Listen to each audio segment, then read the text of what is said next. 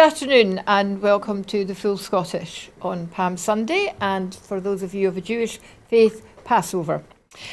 Before I introduce my guests today, I'll do as usual, I'll read out the coronavirus statistics up till 2 o'clock yesterday. 563 new confirmed cases of COVID-19, sadly 6 new reported deaths of people who've tested positive.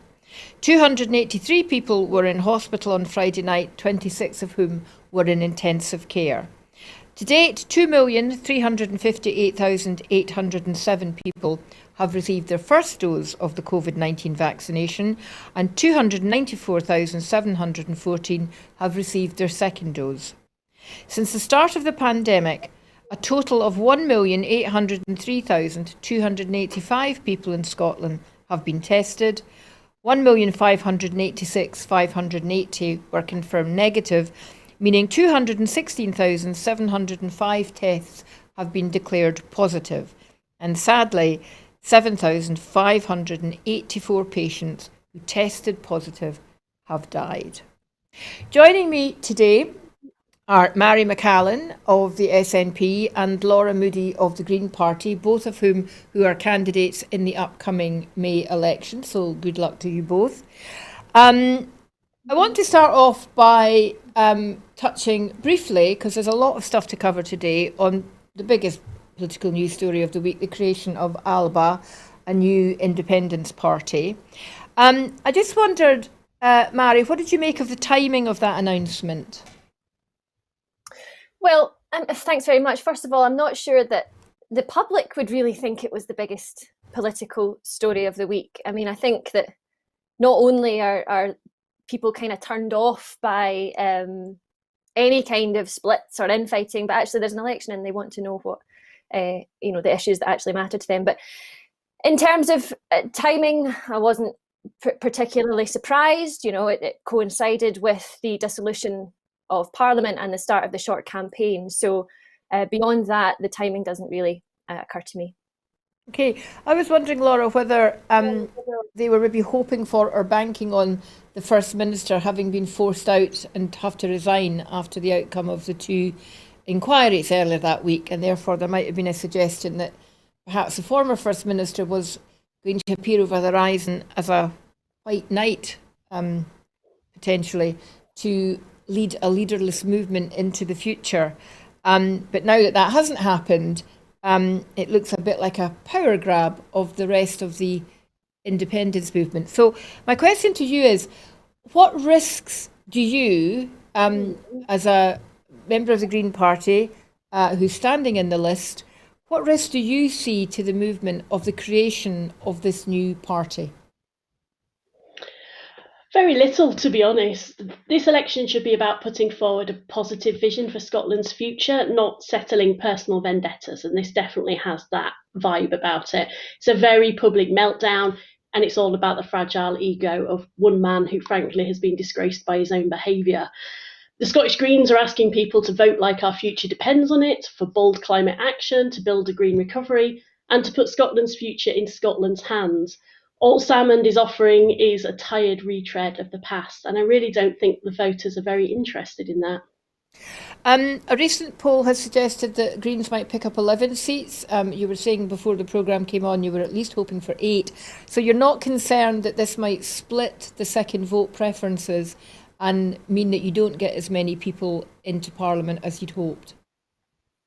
Not at all. I don't think there's a bit of myth that's grown up that the Greens rely somehow on second votes from other parties. That's just not the case. We hold the balance of power at Holyrood and our 2 biggest councils. We have our own voters, and they're voters that care about social justice, about the environment, and about the progressive policies that we have to recover from the COVID pandemic. Those people are not Salmondites. Those people are not going to be looking for an alternative party that has that kind of vision. So I don't think it's a risk to us at all. We're polling very consistently for 10%, which should see us return 10 or even 11 MSPs. And I think that's a fair reflection of the hard work that our MSPs have done in the last parliamentary term. Mairi, the same poll has suggested that SNP would end up with 71 seats. So are you concerned that this affects the SNP 1 and 2 strategy? Well, in terms of, you posed a question about risk to Laura. I mean, I think that there is a bit of a risk potentially with people defecting to another party, that, those who campaign for them, those who funded their campaigns, their activists, feel a bit put out by the fact that they're now in a different party. But I think that, I don't think it should be a risk to both votes SNP. In my party, we've got an important job to do in communicating to people why it's so important. And I think that for me, the basic point is that anything other than both votes SNP is an assumption that the SNP is going to do well on the constituency vote, and that is an assumption we shouldn't be making, because that is complacency. When I think of where the independence movement has come from, if we thought we had gotten to the cusp of delivering a better Scotland and then suddenly started to try and game the system with what is essentially, as far as I can see, one issue parties, I don't think that the people who've helped our movement get to this point would thank us for that. Undoubtedly, there's going to be a lot of media attention on this. It is going to be high profile. So, Mairi, do you see any opportunities that the creation of this new party offers the movement? Well, Linda, I want the Yes movement, I want an independent Scotland to be a country and a movement where everyone is welcome, where everybody has a stake in the future of our country. So I suppose if this is opening up a channel for people with certain views that they don't think can be housed within the other parties or parts of the movement, then fair enough. But I think I have to say that the First Minister has done a great job this year in leading us through the pandemic. And for those of us who support independence, we have to remember that her ability to manage that has seen support for independence rise. And it's that steadiness and it's that competence. And, that's the future. That's how we're going to deliver independence through the SNP, not by one party issues, I'm afraid. It's also boosted the First Minister's own personal popularity in the country, and of course against all political leaders in the UK. One of the things that I think surprised some people was that Action for Independence, who've been around for a year, a bit longer, agreed fairly quickly, it appeared, to just stand down their candidates. And I know quite a few people who were on various lists across the country for them. There's been a kind of standard response from them, which has said it was the right thing to do, and they've come out with a line saying it's country before party, and this has been picked up. So I thought I'd do a bit of digging, because I thought, that sounds a bit familiar to me, country before party. I don't think this is an original. So I was a bit surprised to discover that, well, first of all, do either of you know whoever first said country before party? Nope, I'm writing my every brain, day's a school day. So it was actually George Washington in his farewell address. And the reason he did it was, at the time he stood down as president, the party splits between Republican and Democrats were beginning to appear. And he said it specifically because he thought,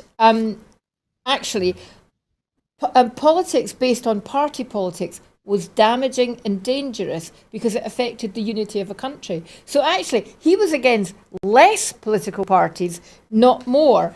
And he actually said he believed that political parties eventually incline the minds of men to seek security in the absolute power of an individual, leading to despotism. So maybe country before party is a slogan they might want to drop. Anyway, more importantly, there have been the start of interesting policy announcements being made on behalf of the parties. There's a couple I want to look at this morning. The first one is the suggestion by the Green Party, who are putting a lot of emphasis on education, that children in Scotland shouldn't start primary school until they're 7, that we should move to a more European kindergarten structure where children between 3 and 6 are in kindergarten and learn through creative play. It's a theory that a lot of educationalists support. And I was just wondering, Laura, has this been costed at all by the party? Yeah, we've got figures for all the elements in our manifesto, and they'll be coming out when the manifesto is published. Obviously, we have free childcare already from age 2 in Scotland, and one thing I always want to stress with the kindergarten stage is it's not start at 7 and nothing before. It's an extended early years phase. And as you said, educationists agree that this is really important. The best education systems in the world, Finland's often the example that's cited, have a much higher school starting age and much more emphasis on creative learning and learning through play, which is the best way children learn. I certainly see that with my kids. My youngest is 5 and we've deferred her entry to school, so she's getting a little bit longer at nursery, and she'll start when she's 5.5. And her school thankfully really focuses on outdoor learning anyway. But it's definitely the best way for children to learn. And I think we've learned a lot through the COVID pandemic about the challenges the classrooms have in terms of ventilation, keeping children safe. And one response to that is to try and do more outdoor learning. And I think it's fantastic. I really love to see it. And there's a whole raft of other education policies coming out. We've worked hard on additional support needs and looking at the additional funding and the drastic changes that have happened there since 2010. We're now looking at 1 ASN teacher to 81 special additional needs pupils, where it used to be around about 1 in 20, and that's causing huge problems in schools and for the outcomes of children. We can't close the attainment gap until we deal with that. And we'd also like to see smaller class sizes. I live in a rural area. There's a big problem coming up with several local schools being on a threshold of not having enough pupils to keep 2 teachers, and going down to P1 to 7 all being taught, up to 25 pupils from P1 to P7 being taught in a single class. That's not good for anyone. It's not acceptable. We'd want a maximum class size of 20. The idea of starting children later into kind of formal education, obviously something that Scandinavia has been a big supporter of across Scandinavia. And I think your research has focused quite a lot on Finland. So just in a nutshell, what are the impacts and the results that you would be hoping would result from this change in policy? Happier, healthier children who learn more readily and enjoy the process of learning is the bottom line, and that's what everybody wants to see. There's been far too much focus, I think, on getting children reading as soon as possible and writing as soon as possible and numerate as soon as possible. And they're all great skills to have, but every child learns at a different pace. And for every child who was reading at age 4, there'll be another child who won't get there until 7. And in the long term, that doesn't actually make a massive difference to their outcomes. What does make a massive difference is feeling safe, feeling secure, feeling like they've got the opportunity to explore and to learn through play. And I think that's what's really important and what's missing sometimes from our education, especially in the early years. And is there something in there too about it helping children socialise more easily? I mean, you hear some horrific stories from primary teachers, especially primary 1 teachers, of children still coming to school in nappies at the age of 5, but more importantly, children not being able to socialise with other children, not being able to communicate effectively with other children because they spent too long possibly plumped down in front of a TV or a piece of tech. So is that something that would that they would benefit from this approach? Yeah, absolutely. And again, we've seen through the COVID pandemic, through no fault of their own, parents have been really struggling with, I'm in that boat. I've got 4 kids all at school or at nursery and having to juggle work and home learning and raising them. And they just have, the reality is they've had much more screen time, whether that's at the computer doing classes and things with their teachers, or just watching TV or playing computer games because you need to go to a meeting for an hour and you can't have kids coming in and out of your office space. And I think every parent will know that if they have their children outdoors for the day, the difference in how they play, the difference in their behaviour, the difference in their energy levels is completely different to when it's been chucking it down and they've been stuck in the house all day. They interact much better, they get on better with their peers through that, and they learn so much. They learn so much resilience and so many skills from being outdoors and learning in the natural environment that are hugely applicable to every level of life. And when we get children through the education system, we want them to go out into the world as well-rounded, competent, capable adults, and they can do that best through learning outdoors. When I was at school, there were two primary schools in my area, and I was at the very traditional primary school, and there was another one that was a kind of experimental primary school, and they taught things very differently. And they seemed to have an awful lot of playtime. They did an awful lot of projects, and we were all really, really jealous of why couldn't we be at the school that did all the fun stuff. And I have to say, when it came to us moving on into further and higher education, there was no difference between academic attainment at all. Because my parents' view was, oh, if you go to that school, you won't get a proper education. Too many times playing in the sandpit and doing projects, that's not what you need.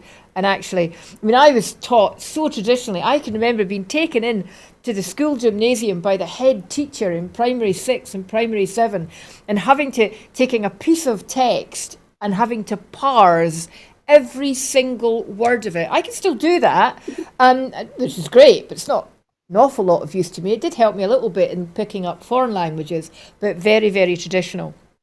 The and that SNP suits have also some people. That would have suited me. It just doesn't suit everybody. exactly, and I think that approach to education has moved on hugely.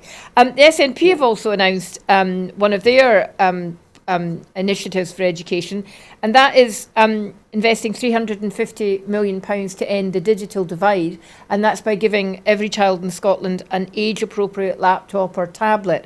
So, Mairi, what are you thinking is going to be the outcomes of that, and why is that going to make a difference? Well, I think it's probably two things. I think it's a recognition of how much of our lives are lived out in the digital space now, and how access to a device is one of the most important things that a young person can have. And we've seen that during the pandemic. You know, we had children learning at home, many of whom had a laptop each and access to the internet, but many of whom were having to try and use a parent's phone when they could, or were sharing laptops, or indeed didn't have an internet connection. So this is basically about a recognition of how much of an important learning tool these devices can be, and a determination, basically, to equalise across the board and make sure that every child has access to one of these devices. I think one of the problems as well with children having to learn on laptops was that for teachers it was a completely different way to teach. And I think a lot of teachers struggled, especially new teachers, in actually passing on education in that form. So does this policy address that in any way? Well, I suppose we get used to these things, don't we? I mean, when we had to go into lockdown about a year ago now, everything happened overnight and nobody had time to prepare. And actually, I think, and that was the case right across the board, I think that teachers have done extremely well. In fact, I was speaking to my 17-year-old sister the other day, and she was telling me that, you know, some of the class now sit in the classroom and the teacher has a laptop set up which is streaming to the other pupils who are at home. So, you know, as with everything in this horrendous year, people have slowly but surely started to get used to the new requirements that are upon them. But yes, I think we've got lots to learn. And I think that we've learned in this period of the importance of these devices and the disparity in provision that there was. So that's what this seeks to address. So are you planning to give teachers any support in helping them learn better how to teach digitally? Yes, absolutely. Sorry, that's part of the package. But, you know, as I say, I think that we live our lives online so much now. It's inherent in a lot of what we already do. So I think that having it as part of, a core part of the education system is a good thing. I mean, young people are so au fait with technology, and I think, as I say, our teachers have done a good job this year and will be supported in being accustomed to these devices, becoming a part of everyday education. Laura, I have a feeling that education is going to be one of the real battlegrounds in this election. The Liberal Democrats have come out this morning and made that very, very clear, certainly. Do you agree with that? Do you think that's going to be one of the areas that people are going to be most engaged in? Yeah, absolutely. And I think this again is something that gets lost when we talk about different parties and jockeying for position and list versus constituency, is that the Scottish Parliament has a huge range of powers and a huge amount of influence over people's lives. And that's what actual voters really care about. So they're going to want to know what policies are on education. They look at their kids' experience of education and they see room for improvement, and especially post COVID. I think health is going to be another big issue. For me and lots of rural communities, transport is also going to be a huge issue. And that's really what this sort of short election campaign should be about. It should be talking about the policies, talking about what parties have already delivered in those areas, and talking about how we can make Scotland a better place. Because I believe there's huge room for improvement in Scotland. And I think we've also shown that the Scottish Parliament has, in the past, been confident enough to make significant changes and developments, and I think that's to be encouraged. Let's see more of it. One thing, Mairi, it's not going to be about clearly is there's not going to be a unionist coalition, it would appear. So Douglas Ross wrote to Anna Sarwar and Willie Rennie and said, come on now, let's get the old Better Together band back together and let's make sure that we stop independence. He was insisting that they signed up to various policy initiatives. And I suppose I'm a little surprised at the response, to be honest. I didn't think that Labour or Lib Dems would be stupid enough to agree to it, but I thought they might have couched their response in more politically diplomatic ways. Anna Sarwar told Ross to grow up, which is pretty unparliamentary language. He said he wasn't being drawn into arguments of the past or game playing.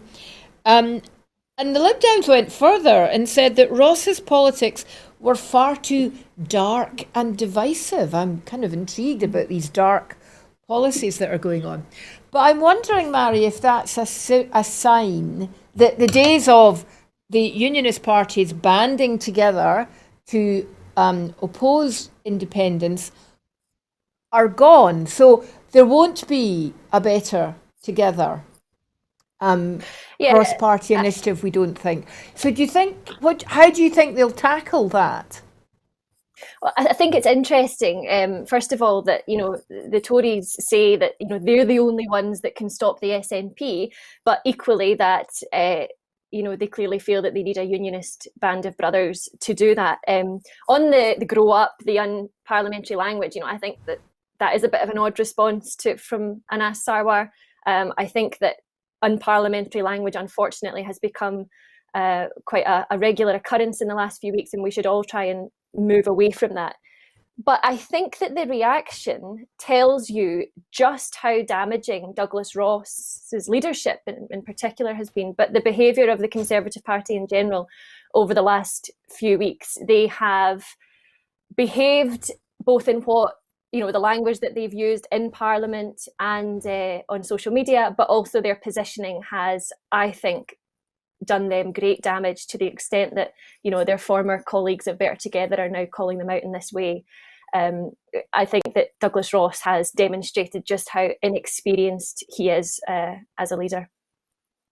They keep harking back though to Better Together. I was quite surprised. Ruth Davidson's final speech in Holyrood this week, she brought up Better Together again. She mentioned that she actually called Joanna Lamont her Labour auntie. Now, the camera didn't move over to Ms Lamont for us to have a look at her face, but I can't imagine she was too chuffed. And again, she was bringing up from their time together and Better Together. It's almost as if they're trying to embarrass their unionist colleagues by reminding people that they got into bed with the Tories. But it would appear that they're trying to get out of that bed very quickly. We will wait and see. Okay, moving on to something else completely, not entirely unassociated with unionism, however, was the news this week that the Secretary of State for Scotland, Alistair Jack, has said that he means to challenge the Scottish Government's recent adoption of the UN Convention on the Rights of the Child. So this was brought into Scots law, unanimously voted for by Holyrood last week on the 16th of March, and Alistair Jack is going to challenge it, possibly through the Supreme Court. Mairi, that has to be seen as a direct attack on the devolved settlement, does it not? Oh, yes, I absolutely agree. So we're dealing with a piece of legislation here which is groundbreaking, which has been described as showing real human rights leadership. And, there's two angles to this. There's one that says this is demonstrating the tale of two governments. In the same week that Holyrood, as you say, unanimously passed this legislation, progressive legislation, to protect the rights of children, the UK government at the same time are organising to increase their arsenal of nuclear weapons by 40%. There's a dichotomy for you.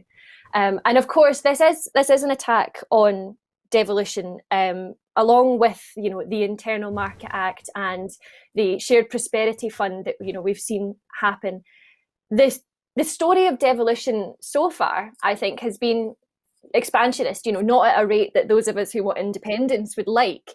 But we are, for the first time now, I think, under Boris Johnson's government, seeing the hostility to devolution play out. When they said taking back control with Brexit, clearly they meant taking back control from Scotland as well. And we need to do everything we can to stand in the way of it.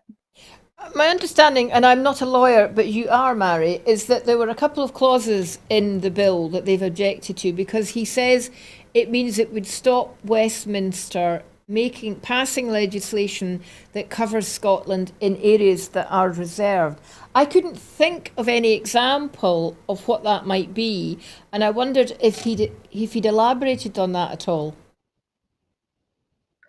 No, I think that's right. So it's such a wide-ranging piece of legislation. So it protects a child's right to education, to be safe from violence, to have a home, to a healthy environment. So you can see that it is a very broad piece of legislation and will touch on a whole lot of the competence of the Scottish Parliament.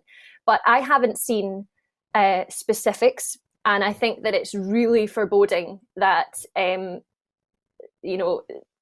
there's a suggestion that what the UK government might want to do in these areas would be contrary to what was being protected under the legislation. So detail to come, but not a good day for children's rights, not a good day for devolution, and we all have to stand as firmly in the way of that as we possibly can. And I'm presuming that, as it was unanimously voted for, have the Scottish Conservative Party made any comment about this? No, have they said that they think that's outrageous that Alistair Jack has done this because they voted to pass it? No, they're always suspiciously quiet when it comes to condemning the actions. Well, I was going to say of their colleagues down south, but my experience so far in the election is that the Scottish Conservatives are trying to distance themselves as much as possible from the actions down south. But of course, we know that they can't be allowed to do that. We have to hold them to account. Laura, there's plan in the next parliamentary session, if SNP are back in power, to bring forward another bill which would also introduce into Scots law 4 other international human rights treaties, including CEDAW against violence, the rights of women, social, economics and cultural rights, and a whole list of other things, rights for people with disabilities. Are you concerned, first of all, I'm presuming the Green Party would support that, and are you concerned that this too might get challenged? Yeah, I think this is a really curious hill to choose to die on, the rights of children. The terms of the convention just mean that government are required to meet children's basic needs, protect them from violence, and help them reach their full potential. If the Scottish Parliament isn't able to deliver that under its own competence, one wonders what precisely the Scottish Parliament is allowed to deliver under Alistair Jack's particular interpretation of it. The UNCRC has been brought into law unanimously in Scotland this week.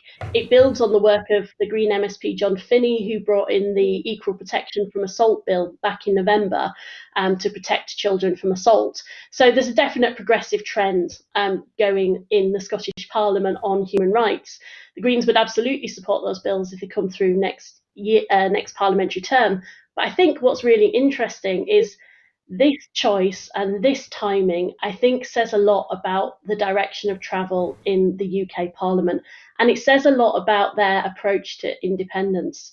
There's been a pro-independence majority in this Parliament. That's why we've been able to pass the Section 30 order. They know there's very likely to be a pro-independence majority in the next Parliament. And this smacks, to me, of the government seeing just how far they can push the Supreme Court in challenging the Scottish Parliament's legitimacy on every issue, and that will include independence as well as the rights of children. Buried within Alistair Jack's statement, where he was pointing out that it was about some of the competencies that the Scottish Government didn't have under the devolved settlement, there was also an interesting line where he said that they disagreed, or they had disagreements with the Scottish Government on the very issue of the inclusion of international treaties into domestic law. That, I think, is a worrying thing to say. But actually, we only have to look at what Priti Patel has been banging on about this week in terms of the new asylum policy to see that that's absolutely the case. That effectively, what she is proposing is, as far as I can see, and working with refugees and asylum seekers is what I do in my day job, so I do know a bit about this. What she seems to be doing is about to rip up international, or suggest that we rip up international treaties regarding asylum system and refugees. So just to remind you, she has suggested that the current system, where asylum claims are judged on the veracity of the backstory, the reasons people have come to seek asylum, the things that they've been through, that's what it's judged on. What she is now trying to say is that the new asylum system won't be judged on the what or the why people are claiming asylum, but on how they get to the UK. And that is in flagrant breach of international law. So what she's saying is, she's come out with this great phrase again, illegal asylum seekers. And in fact, there is no such thing in international law as an asylum seeker, and there's no such thing in international law as an illegal asylum seeker. So I don't know how much either of you have had a chance to look at what Priti Patel has said. But Mairi, given there's such a positive attitude to refugees and asylum seekers in Scotland, how do you interpret these moves on behalf of the Home Secretary? Thanks. Well, you obviously have a lot of expertise in this, Linda, more than me, but I mean, I am looking on in horror at this and at other regressive moves that this UK government are taking. Your understanding is exactly mine, that the proposal is that we move away from the substantive question about the protection that an individual needs and start focusing on process according to where they've come from and through what channels. That absolutely fails to understand the need and the desperation that people are facing. And I think that it is utterly shameful that these policies are being considered. People are talking this week on Twitter that if these policies had been in place around the time of the 30s and 40s, then their whole families would have been wiped out by the Nazi genocide. We cannot fail to understand the significance of this. I think, in Scotland we have a long-standing history of wanting to assist people who are fleeing persecution and violence, and that's the basis on which we want to help them, not according to what channels that they've used. And again, this just speaks to what kind of country do we want to be? Are we willing for these decisions and for the treatment of human beings to be happening on our watch by a government that supposedly represents us? These are not our values. These are not our priorities. And Scotland needs to be an independent country so that we can have that positive, helpful role in the world.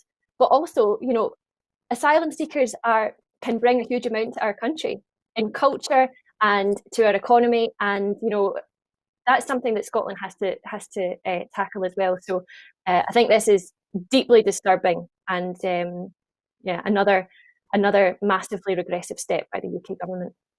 Laura, in 2015, in response to the migrant crisis in Europe, the British government, very late in the day, agreed to take, over 5 years, the vast number of 20,000 resettled refugees. These were people not who had left their countries and travelled to other parts of Europe for safety, but people who were in camps, mostly in Jordan and Lebanon, and they chose to bring 20,000, as I say, over 5 years to the UK. Scotland has taken just over 10% of those refugees, and they're settled across all 32 local authorities in Scotland. And it was fairly clear to some of us at the time that really this was the move under Theresa May, who was Home Secretary at the time, to move from the current system where anyone can use their right to claim asylum by arriving in a country and claiming asylum, and swapping that for this idea of resettlement, where we effectively cherry pick refugees that we allow to come into the UK. Now, that's a system that happens in places mostly like Australia and New Zealand, and to some extent Canada and the United States. But these countries are physically very, very far removed from where the vast majority of refugees are coming from. And so it kind of makes a bit more sense. And the other thing that she's trying to push is that if you have arrived into the UK via another country in Europe, for example, that you need to be repatriated to that European country. Now, that rule came out under what was called the Dublin Convention. It was part of our membership of the EU. But now that we're not in the EU anymore, European countries are saying, oh, you can't send them back here. So not only is the policy inhumane, it feels to me that it's unworkable. Do you think that's a reasonable assumption? Yeah.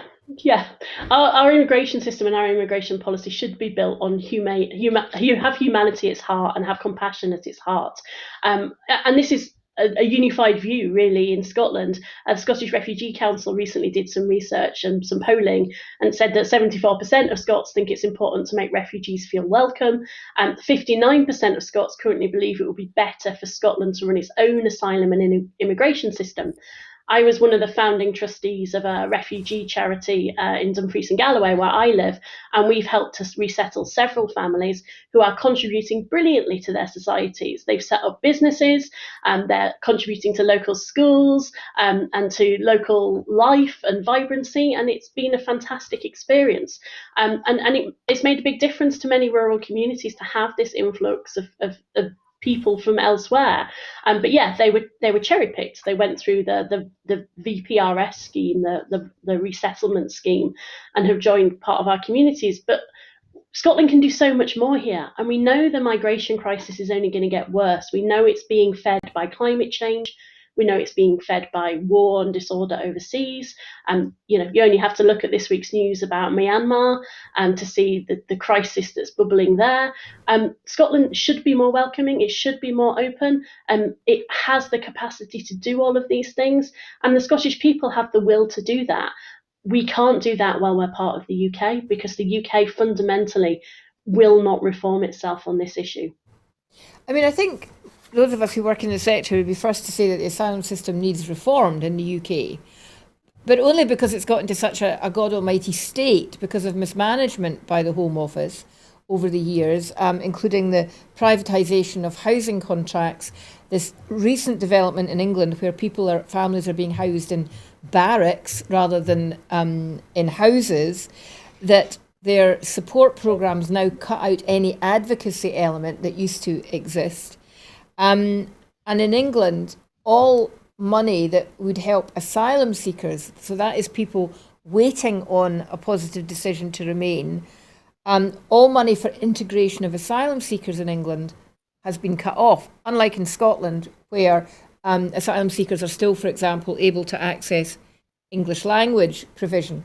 In Scotland, we have something called the New Scots Strategy, which is the national strategy for asylum seekers and refugees. There is now quite a lot of money has been attached to that to try and help. And we have in Scotland this dichotomy. We have all the devolved powers that affect issues around integration, housing, education, transport, health, but we don't have the mechanism to change our immigration policies. And the Scottish Government has been asking Mairi for quite some time now if the government in England would consider, even before independence, if we can control some of our immigration. So the Scottish passport, we've talked about it on this programme before, has been mooted. Is that something that the Scottish Government and the SNP will continue to press the British government for? Yes, I mean, absolutely. I'm glad we're discussing it now. I mean, it's not something because it's not one of the devolved powers, as you say, officially.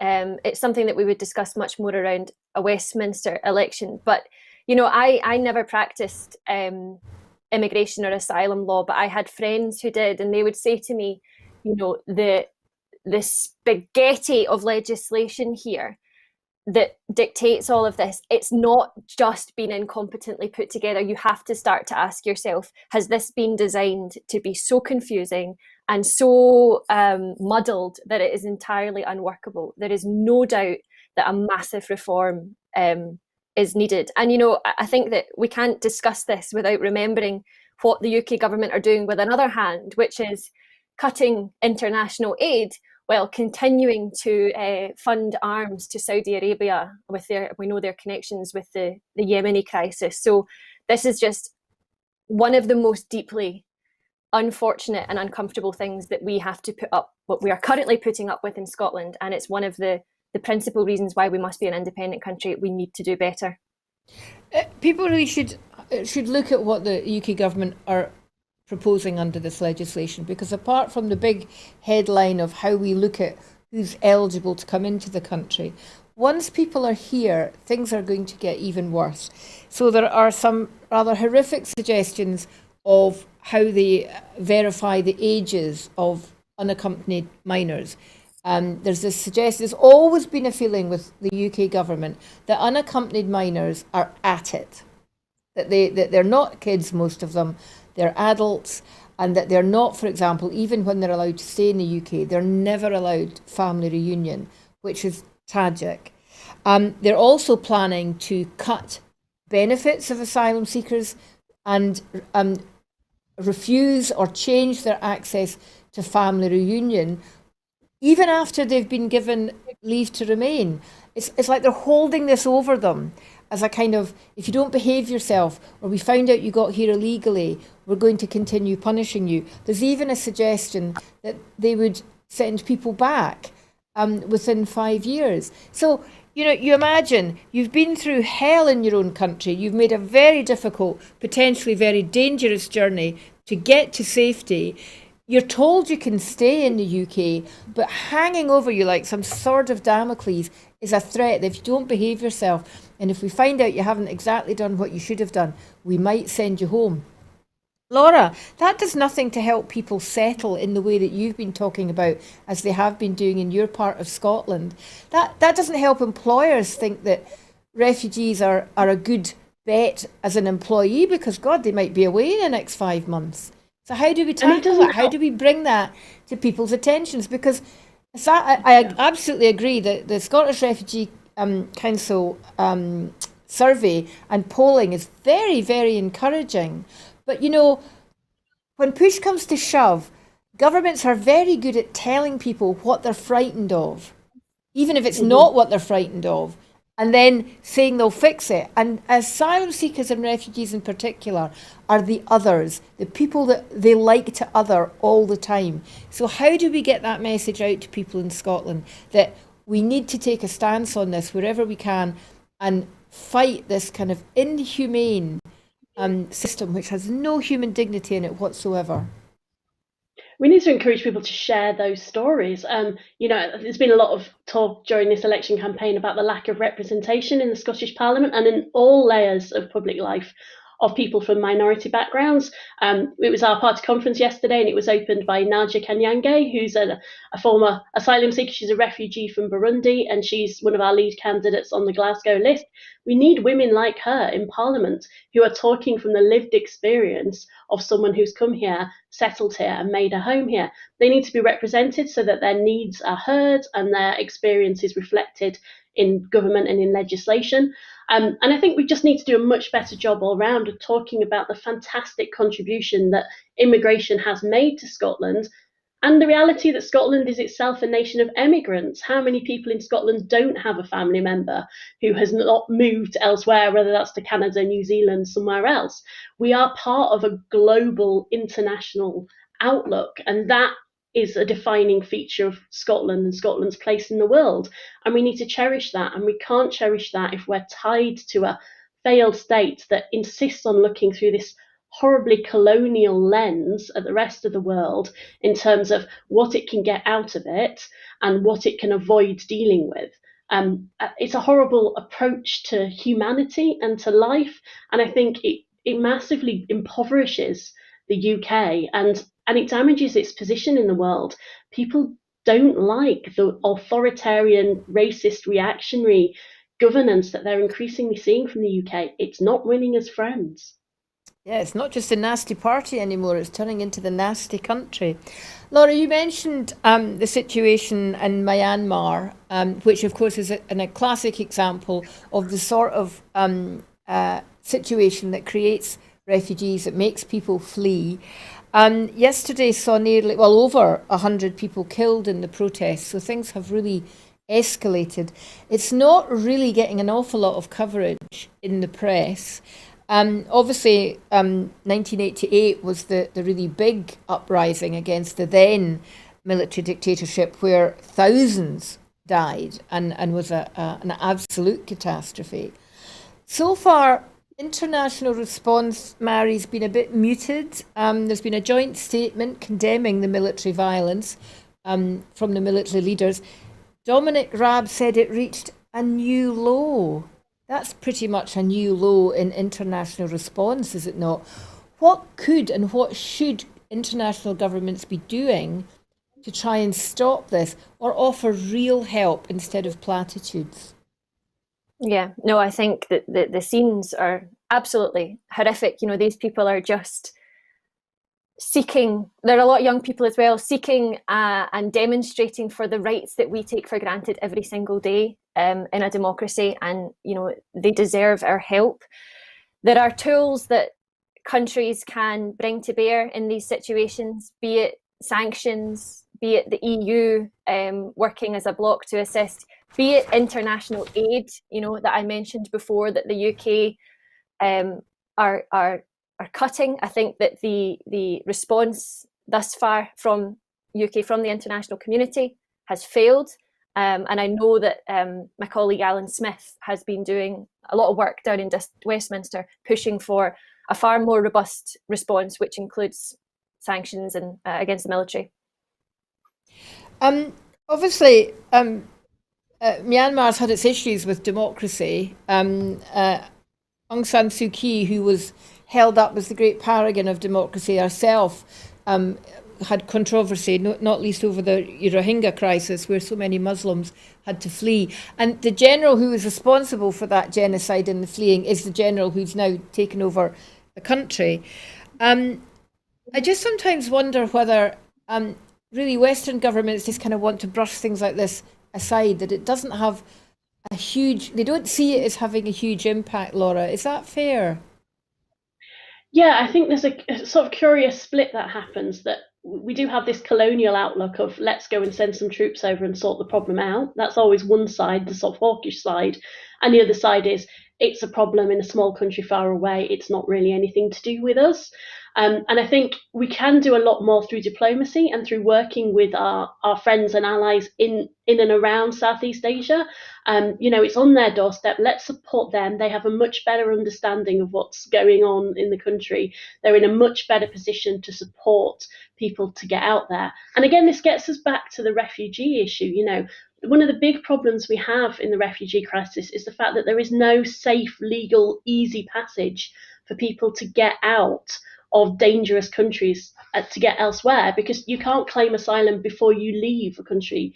You have to have got somewhere to claim asylum, and we need internationally to work together to work out a better way to help people in these situations to get out, to get to safety, and to get to a secure place where they can help to build a new future. Hopefully even potentially go back, but we keep repeating these mistakes of getting caught up in a really horrible situation where we don't seem able to help everybody. Everybody wrings their hands and nobody actually addresses the problem and makes a difference. And it's worthwhile reiterating that all the people who have died are civilians, and many of them are children. And we have to hope that it doesn't escalate to the levels that it did in 1988, because that really would be another humanitarian crisis. Staying international for a bit then, over to the United States. We haven't had a good look at anything Joe Biden's been doing in a while. He had a bit of a tough time. He fell up a flight of stairs and he kind of made a mess of a bit of a press conference, kind of wandered off in the middle of it. Maybe he just had enough of the press. That's a fair comment for most politicians. The thing that caught my eye this week is the fact that in Georgia, which was, of course, if people remember, one of the states that Donald Trump really challenged the result of the vote on, the Republican leadership in Georgia have decided to bring in new voting legislation, which is effectively going to deny voting rights to many citizens in Georgia with a particular negative impact on African Americans. Mairi, have you been following this story? Yes. Well, I mean, I think it's just very distressing. What I'd been following more, Linda, was the efforts that had been made in the state to enhance voter participation, and that this was being led so successfully, principally within the BAME community. And it was so great to see. And then, of course, we have the other side of this, where clearly that's now trying to be dismantled, and that voter participation is again trying to be suppressed. I think it's really worrying. You know, the democracy only works when people participate, but also at the other side of an election, people have got to have faith and have got to respect the outcome. That's the only way that this can work. And when we see these underhand tactics trying to disrupt what was an increase in voter participation, I think it's well, I was going to say it's sad. It's not just sad. It's really worrying. Well, the federal government's view is it's unconstitutional. I think a lot of people over here don't really fully understand the difference between state and federal law, and how much power states have, huge amounts of power. And actually, in some respects, federal government really doesn't have very much in comparison. The federal government, though, has said it will challenge this issue in Georgia, which is setting up a real kind of state versus federal battle. It's something I think that's going to define or possibly define Biden's next 4 years. He's already said, for example, that he's wanting to use federal law to challenge gun law in the states. He's said he will abolish, though has done nothing about it yet, federal execution, with the hope of that putting pressure on state execution laws. So I'm just wondering, Laura, do you think this is a sensible approach for him to take, or do you think setting up this potential conflict between state and federal is going to give him more problems than it's going to solve? Yeah, it's going to risk playing into the hands of that sort of Trumpian binary perception of the world of one side versus another, which is an inevitable consequence of the two-party state democracy that they have in the US. And it's a big challenge. I can see why he's doing it. You know, he controls the Senate and the Congress, and the Democrats have the presidency. So he's wanting to build on that position of power. But most state legislators, especially in the South, are still overwhelmingly Republican. I think it's very interesting that they've chosen Georgia to sort of test bed this. I've got a very good friend in Atlanta, so we were frantically messaging each other during the very, very long election result process, where we were sort of on tenterhooks seeing what would happen. What happened in Georgia was largely thanks to the work of Stacey Abrams and other Black women activists who really got out there, got voters registered, got them campaigning and got them active. And it's absolute testament to her, the difference that's made, and that the Democrats, I hope, will learn from that. The more centrist Biden-Harris approach to democracy maybe hasn't fully taken that on board, but certainly the squads, AOC, and similar progressives in the Democrats really know their stuff about grassroots organising and campaigning. And ultimately, you can only gerrymander so far. And the Republicans are starting to look on a bit of a cliff edge in terms of demographics. Americans are getting younger. They're getting more ethnically diverse, and younger, more ethnically diverse voters tend to be overwhelmingly Democrats. So I have a feeling this is going to be a big battle. It might well shape his presidency. It will mostly shape his presidency because it's going to be the last gasp, I think, of the old-fashioned grand old party republicanism. And they're going to throw everything at this. It'll be interesting to see how it falls, and it'll be interesting to see what some of the more cautious Democrats take aside on. Or it's likely to split the good old party into something that looks a bit more like traditional republicanism, and then an extreme right-wing fascist wing, the people who are still supporting Trump. And they don't seem to have gone away, and they don't seem to have gotten any quieter. Certainly Biden's talking about a greater use of executive orders and the ending the filibuster, which is this rather archaic ability for people to literally talk legislation off the floor, which does get used quite often. And if that gets stopped, then that would also make a difference. On more positive news, however, around state legislation, it was announced just, I think, last week or just at the end of the week before that Virginia has now finally repealed the death penalty. So that's extremely welcome. There have been a number of polls taken across the states that still have the death penalty. And the suggestion is that there is a growing move for the death penalty to be abolished, not just at federal level, but across the individual states. So let's hope so. We're staying with the international situation for the last story of today, which is, I can't believe we're saying it, nearly 50 years since the last Suez crisis, we have another Suez crisis. This time it's not to do with stroppy colonial governments who ought to know better. It's to do with a big boat that's got stuck in the Suez Canal. But that's had massive implications, hasn't it, Mairi, on international trade?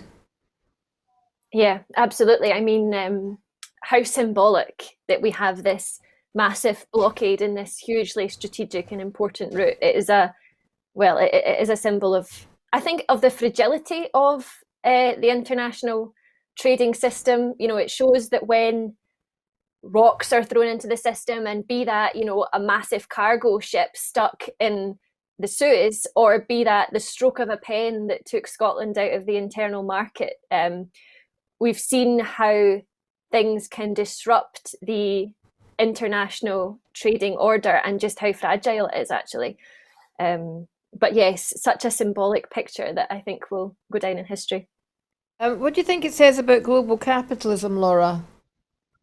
Yeah, it does show how fragile it is, and it shows what a disaster the UK government's approach to trade could potentially become, having cut off our ties effectively with Europe and massively reduced certainly our food and drink exports have been absolutely battered by the trade restrictions. They've talked a great deal about the importance of building links with Australia and China and India, which is all well and good, but the Suez crisis this week has really shown how dangerous that is, because it doesn't take much for things to go wrong with that. And we can't rely on basics, food, for example, coming in from so far overseas in the long term. We really need to concentrate on building up better links with Europe and building up our own economy for key goods, so that we're manufacturing more of the things that we need right here in Scotland. There's no reason why we can't do that. But yeah, like Mairi, the images have been fantastic, and there's a lot of great memes going around at the moment, particularly of the huge size of the Ever Given in comparison to the tiny little trucks and tractors they've got trying to release it from the shores, from the banks of the canal. It is an interesting example of the limitations of globalism and just how fragile that infrastructure is. And while there is absolutely no suggestion that this is or isn't, other than just bad luck, possibly to do with the tides, it might be human error, who knows, it does, as you say, go to show that the Suez as a passage of water is still tremendously strategic. And if in the future it was to be used as a political weapon or a political manoeuvring by parties involved, it would have that same amazingly difficult impact on the rest of the world. Just before we finish, Mairi, I wanted to ask you something. I noticed when I was looking at your Twitter feed that you are the founder of something called Reb Law Scotland, which I believe is part of a kind of rebellious lawyers international movement. Can you tell me a little bit about that? Yeah, of course. So this is myself and two of my female solicitor colleagues decided to set up Reb Law Scotland, which, yes, as you say, is based on the international concept of rebellious lawyering. We basically felt that too often as lawyers, the law feels like something that's about preserving the status quo or maintaining vested interest, and that actually as lawyers we need to get together with our communities and use it as a tool for social justice. So that's what we try and do. Well, I'm all for a bit of rebellion, especially on a Sunday morning. So I don't know whether we've womaned the barricades this morning, but it's felt a bit like we have. And I hope you enjoy rebellion on a Sunday morning. And if you do, then Broadcasting Scotland and the Full Scottish is the place to get it. As we say at the end of every one of these programmes, we can't do this on air, on hot air, although there's probably quite a lot of hot air comes out in the programme. It does cost money to produce these programmes. They're produced to a very high standard. We do have fantastic facilities here in Glasgow, but we'd like to do so much more. We have the election to cover. We will have an independence referendum, I'm absolutely certain, to cover in the coming years or so. So please, if you've enjoyed today's programme, if you think what we're doing about independent broadcasting is worthwhile, please consider supporting us financially. If you go to the website www.broadcastingscotland.scot, you can see how to donate and give us money. We've lost a few supporters recently just because people are finding things a bit tough just now financially. So if you can donate, please do so. And remember that all of us who present on the programme do so in our own time. We don't receive any fees or money for it, so all money raised goes into producing more and diverse programmes. Just leaves me to thank my guests today, Mairi and Laura. Thank you very much. Again, I reiterate my best of wishes to you both, and I hope that we see you as some of the new faces in the next Parliament after May the 6th. It's been great being with you. I'll be back in a couple of weeks. I won't be here next week because it's Easter and I'll be rolling my egg somewhere. I hope you all have a very enjoyable Sunday. Thank you for watching.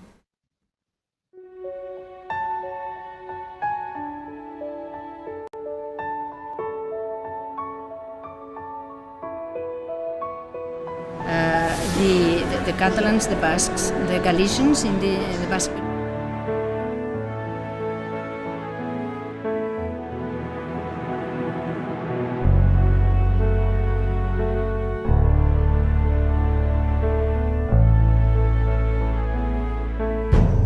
An independent future for Scotland.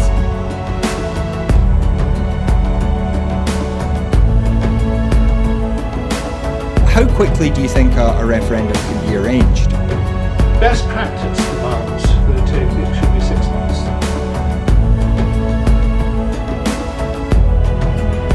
Just looking at the overall share numbers for Scotland at the moment, the SNP 46.4%.